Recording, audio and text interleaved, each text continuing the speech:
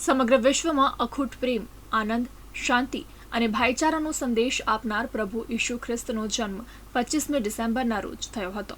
તેમની યાદમાં સમગ્ર વિશ્વમાં 25મી ડિસેમ્બરને ક્રિસમસ તરીકે ઉજવવામાં આવે છે.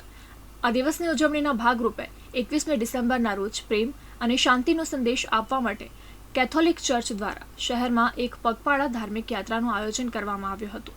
આ યાત્રા સેન્ટ ઝેવિયર્સ શાળા ખાતે આવેલ કેથોલિક ચર્ચથી નીકળી શહેરના 5 બત્તીથી સ્ટેશન રોડ થઈ સ્ટેશન સર્કલથી પરત કેથોલિક ચર્ચ ખાતે પૂર્ણ થઈ હતી, જેમાં મોટી સંખ્યામાં ખ્રિસ્તી સમાજના લોકો જોડાયા હતા.